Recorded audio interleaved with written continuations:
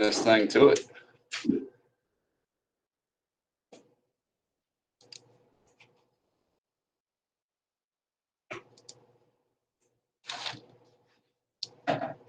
All right, so guys here and at home, what does the book mean? And if you have a textbook, it's like the first chapter paragraph. It says, what does it mean that the revolution, in a sense of radical or total change, was not that? What does it mean that accelerate? And you can tell it at home too if you want. Accelerated evolution rather than revolution. What's that mean? Accelerated evolution rather than revolution. We're going to be free from Britain at some point or another. All right, so Bryce said that at some point we would be free from Britain, even if we didn't have to fight necessarily. There's something more to it than that too, though. Right, American society did not change that much, other than where war was taking place. So in other words, we kind of kept doing the things we were doing. In France, they're going to outlaw Christianity. That's radical, isn't it? In France, they're going to execute their monarch. They're going to eliminate centuries of class division. So it's all very, very violently changing. They're going to have a reign of terror where they kill thousands and thousands of their own people, not in war, but in like ethnic cleansing almost, you know. So our revolution was revolution of thought to some degree, but not violent revolution of the whole society overturning. So in other words, if you had walked around America in the upcountry of South Carolina or Virginia, it wouldn't have looked much different pre and post revolution. Like, you know, and the book even says you know, during the conflict they went on praying, marrying, and playing, and weren't that disrupted by it. Okay, so then the question is for you to consider: why was unification itself tricky? What was the problem? Well, the biggest problem, I think, and you can look here at this, was the absence of a central government, right? In other words, they didn't really have a government to speak of. So when you're creating a new nation, do the people need to have a government? So they had a government. What was it called? Anybody know what the first government in America was called? When you take your independence, how are other countries going to recognize America if we don't have a government? Well, say again? Well, we had 13 independent states. That doesn't sound like a country, does it? Yeah, so 13 independent states. Now, did they have a government? It's okay if you don't know for sure, but they had something called the Articles of Confederation, which we're going to get to. All right, the Articles of Confederation. But in reality, that didn't really make much of a national government, right? What else were problems? They were flat broke. Yeah, so the American government that did exist, so-called Articles of Government, Continental Congress, had no money. Didn't have much money during the war, and the French had floated them loans, didn't have any money after the war. So who were really, really upset at the end of the war? The French? Well, they were probably upset, but relevant to this. I mean, the French were upset about not getting paid and they demanded it. You're not wrong. I mean, but I mean, in America, who were upset? Soldiers were. And so they were paid in what are called bonds. They were basically paid in loans to the government. So the government at some point is going to pay you back. That's the theory of a bond. The problem is that Americans even have confidence that that was going to like actually happen. You know, like at some point they might not pay their bonds, okay, and that would be bad news. So that's not guaranteed. So it talks about this. You know, the economy went to the toilet. By the way, who was our biggest, you know, market? Who was our biggest exporter? Who was our biggest trade partner? The Brits. Yeah, England. And now they were like not trading with us. I mean, at least initially, like, why would you trade with these people? They're our enemy. They were. What else? What's this Tory departure, guys? What does that mean? Tory departure. Who were the Tories? The Loyalists. The Loyalists. And what kind of political ideology were they? What political belief system? To continue following under the king. Okay. They were loyal to a monarchy, but there's more to it than just that. Later on in English history, Tory is still going to be a political party. So what is a Tory political belief?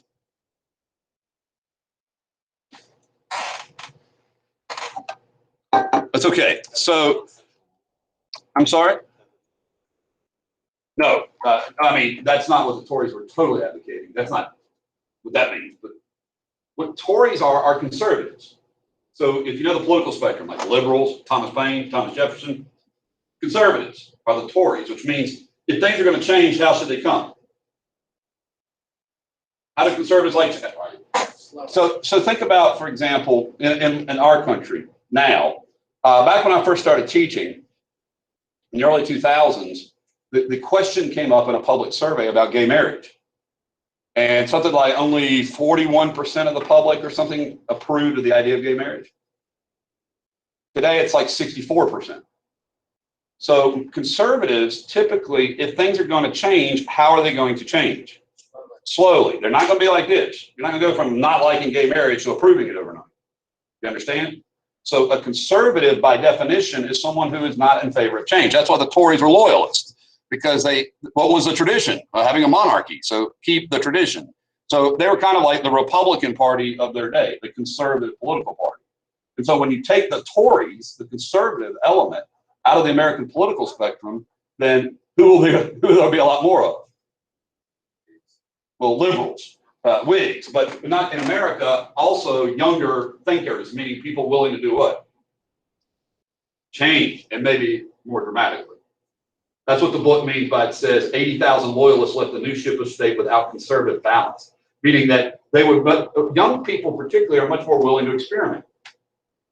Can you take a wild guess on opinion polls who most favored gay marriage throughout that whole period? Yeah, well, young people. I say gay people. Young people too, right? Obviously. So the point is that typically young people are the ones that will be willing to try more things. You guys have been the most who adapted to this change in environment. If your folks are like having a hard time with it in a lot of cases, you're like, I'll change. I'm able to. And that's because while we like stability, that's a Tory position. That's a human position, conservative. Think about President Trump. He's running on a law and order ticket, right? That means like keep stable, and it also means don't recognize Black Lives Matter. More liberal folks in America supporting the idea of fair justice, for African Americans. So it's political spectrum works out this way. All right. Any other? What was the fourth one?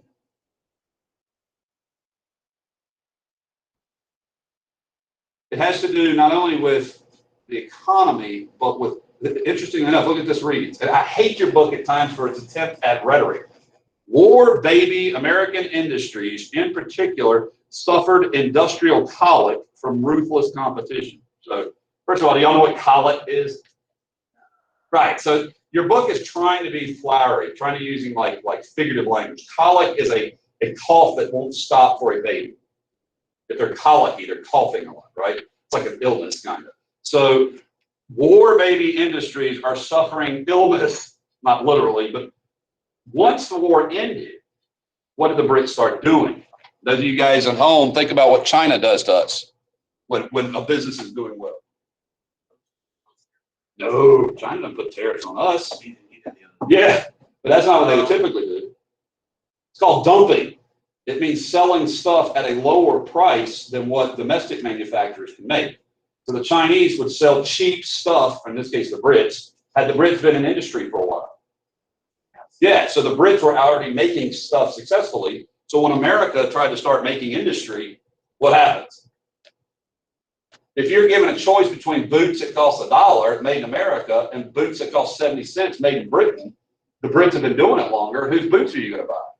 Brits. It's not like they're doing non-importation agreements after the war, right? So most people don't wake up in the morning and think, gee, when I spend my money today, I got to make sure it's patriotic, right? You say, I want the best product at the lowest price. Well, who had the best manufactured goods at the lowest price? The Brits. And so not only was their government broke and couldn't pay the veterans, right? And there was no money in circulation because, well, they didn't have any. But now, trying to start out industry, they're competing with Britain. And that's a tough competition because who invents the Industrial Revolution? Who starts it? In the 1750s, even before the American Revolution. So the Brits are full-scale industrial. We haven't even really started hard. And that's, the Chinese have caught up to us on manufacturing cheap stuff. And so since they pay their employees communist wages, Can they export prices? They may export products much cheaper. Yeah, so there we go. But the book then does say there were positive signs. And I want y'all to take a look at these, okay? Similarities in government in all 13 colonies. So I took the time to explain this to you. Similarities in government. So did they have representation? Did they have republicanism? Did they have, in other words, they were used to having the same types of government. Many of them were two-house governments, okay, like Cameron. Secondly, if they didn't have any real money, what did they have a lot? Well, that's true, but your book doesn't seem to point this out here, but I think it's true. So let me skip that part for a minute. They talk about that America inherited a history of British liberty. So English Bill of Rights was something that most Americans were familiar with, certainly over half. So the idea of limited government, think the Glorious Revolution, the idea of, a lot of this is not my PowerPoint because I don't need it to be. You know, I want you guys to do some reading here, and then I'm going to get to the PowerPoint stuff. You know, but really, I'm going to start today the PowerPoint with economic stuff. I mean, with article stuff. But here's again some of the problems. If you're writing, scoring at home, obstacle. You know, Tories, conservative types, new type of government, never been created in American history, and you know, no longer unified either, technically. But here's a question I do like to ask students. Why didn't America have the radical violence and death of the French Revolution?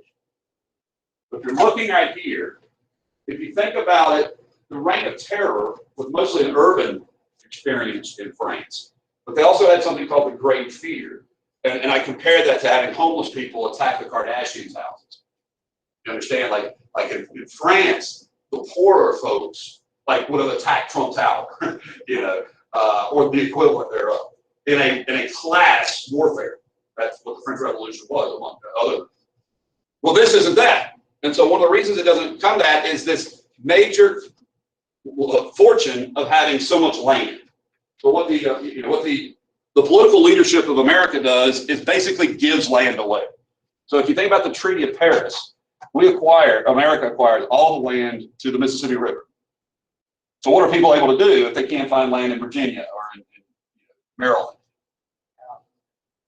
They can move west, and they sure do. They move west in massive numbers: Ohio, Kentucky, Indiana, Tennessee. So the line is people who are busy chopping down trees rarely chop off heads, right? Because they had available land, are they going to be radicalized? I keep telling folks, you know, the best cure for political protest is a job. Because most people really do want to be bourgeois. Most people want to, you know, have the house with the picket fence and the kids and be able to take your kids to Disney and, you know, have decent health. That's not unusual. And if you want a cure for terrorism, that's it. Most middle-class people don't fly planes in the buildings. They're like, I got to get a job tomorrow. You know, I got to go to work. And so this takes the place of what would have happened in France, because they didn't do land distribution in France. The peasants didn't get to take over the people's land. They didn't really do it in Russia either, did they? So a lot of our revolutions in history are born out of economic motives. You think about taxation without representation, right? But the beauty for America is throughout most of our history, there's available land. One of the reasons why when we talk about how freedom is denied to African Americans, from the very beginning, when they had land, it was taken from them. You understand? Black people own land in America, but then it was taken. So the solution throughout most of history is give folks what? And I mean give. Land. We're the third largest country on earth, right? Land mass. And much of that land is habitable, arable, farmable, you know, useful. So that helps. It's like a steam valve. It lets off steam when the pressure builds up. You know, like people just get up and move westward. Okay, so that's a major factor, and one of the reasons why we're not chopping off heads. And then at the very beginning, we have very stable leaders. Robespierre is not Washington. Danton, Marat were not Jefferson and Adams. So, in other words, our leadership class in the American Revolutionary period then just migrate into our government class. So they become the founders of the nation. Not only are they this would be like Ho Chi Minh becoming the president of Vietnam. He didn't do that. Ho Chi Minh was like the revolutionary leader of Vietnam, but not the political leader of the nation state. Well, who's the first president? Well, George Washington. He was the leader of the revolution, right? So that's different. Not a lot of revolutions can do that, okay? So I would be familiar with these economic prices. And see, the price dropping, inflation is common during war in general. Why? What makes inflation normal in wartime?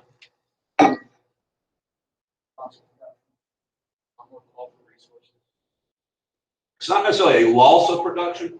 It's what is being produced is being consumed, not by the public. So like if you're making guns and uniforms and shot and powder, all the resources are going to the military, which means the people who could be making that stuff aren't making it for the public. In other words, the public can't get clothing in the public. So if we're spending, the government spends money, right, for military purposes. So the government is making more money for the purpose of spending it, but then they're not spending it in the public sector. They're spending it in an area that like people can't eat guns. You know what I mean? Like it doesn't have a value outside of military. Like you can't use a Black Hawk helicopter for anything other than warfare or maybe a prop in a movie about it. All right, but so the point is that the manufacture of war materials means the government's making more stuff, right? When the government makes stuff in general, that's increasing the monetary supply. That can be inflationary. And then there's scarcity of goods. And that means what happens to the price of goods? They go up. So there's lots of inflation in the war. All right. And you can see that. Okay. Particularly the fake money. All right. So-called. So here you see several of the state assemblies. I put these in here to represent like the normal people had a lot of the jobs. Farmers make up most everybody's representation. So let's keep going on. Why did states redraw their constitutions? Why did they redraw it? Like, keep in mind, what had many states used as constitution? Their charter. Very good. So they actually took their charter and just brought it over here, right? And they're like, oh, well, now we're official. But why 1776? What happened that year?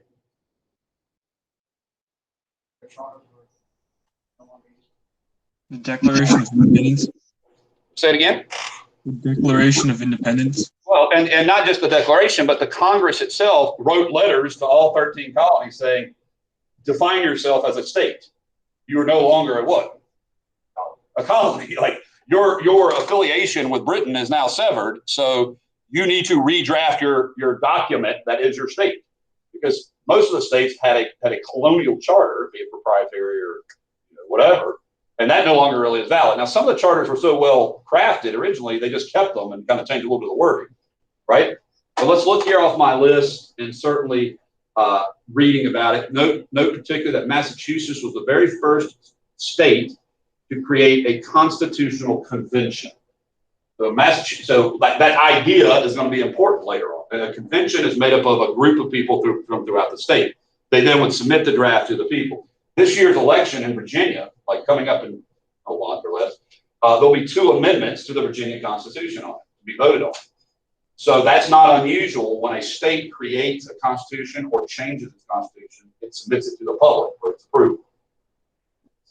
The First Amendment is interesting, the proposed amendment, because it proposes the creation of a redistricting commission, something I very much support. A redistricting commission, meaning it will no longer be done by the General Assembly, meaning the government of Virginia will not create the districts anymore. A commission chosen by the government. Now, what that means is, take this year. We just had a census, right, 2020. So right now, the Democrats control the governor's mansion and both houses of the General Assembly, House and Senate. So when they go to drafting where borders are for districts, they can actually draw the lines to benefit their party.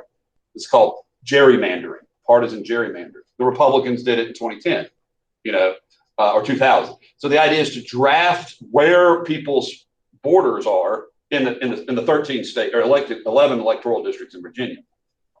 If you make it nonpartisan, the theory is that it will be more fair.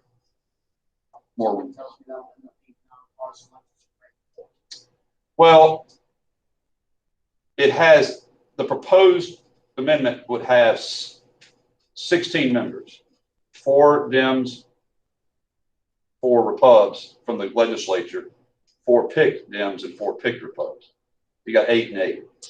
So the hope is that they have to work together to redraw the boundaries because it's bipartisan. Now, my preference is nonpartisan, which means you create like a electoral commission from like a college, or they basically take data and then they just create it based on natural boundaries. And party doesn't even come into consideration at all. Like, you know, you consider what parties are. That's my preference, but that's not the option. So I like the option that is given over purely partisan gerrymandering. Keep in mind, currently the Dems can redraw the boundaries entirely the way they want, as long as it doesn't violate civil liberties. So, not that I don't want the Dems to do it, or I don't want either party to do it. The second one I wholesale support. If you are a veteran who is 100% disabled, you do not have to pay property taxes on one vehicle because getting you around is difficult. So in other words, it's like, I believe you paid your price.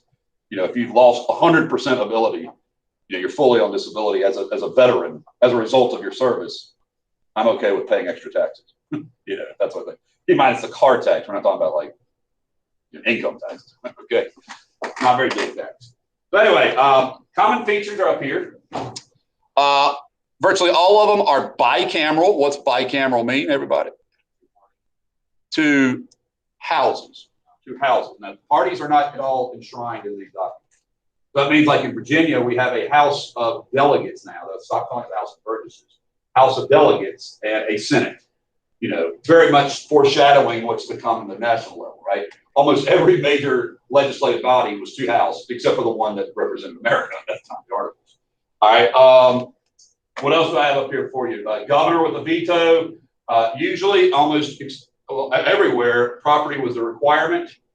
New Jersey only said property, and so they screwed up. They let women vote. So they had to undo that. Women could vote in the very first election in New Jersey, so they had to write that and make it male property owners, because Lord knows we don't want women voting, right? Some had full male suffrage, white male suffrage. But you see here that one of the things that really surprised a lot of students, and because you've heard of the First Amendment, is that many states, particularly in Massachusetts and others, continue to have established religion. Remember what established religion means? State sponsored. State supported, meaning not the sponsor, but taxpayer pays for it. But yes, when he says state sponsor, that means like you would pay taxes, part of your property tax, like 10% of it would go to fund a church. That is not separation of church and state. It's like the antithesis of it. Most had Bill of Rights, and this, if you do some reading, you're going to learn what fundamental law is. So every year in America, every month in America, laws are changed. Laws change all the time. What does not change all the time?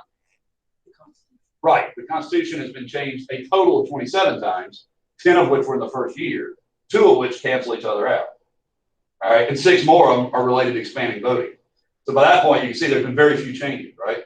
When we think of the Constitution, it's what we call above people. We are a nation of laws, not men. So no one is above the what?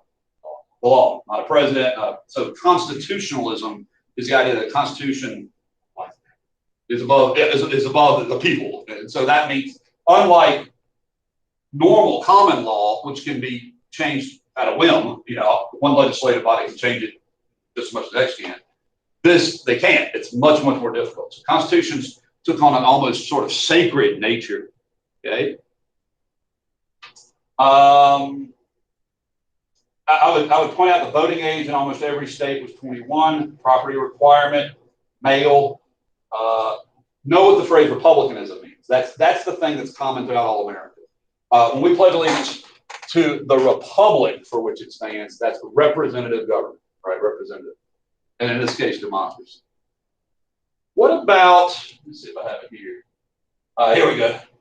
Here's the women's suffrage for a hiccup here for a moment. The framers of New Jersey gave vote to all inhabitants of full age, which I think was 25 for them, who are worth 50 pounds, British currency, and have resided for 12 months. So they didn't make, see, this all is where they kind of screwed up, right? All male. So the state said, we're not going to let you vote, ladies.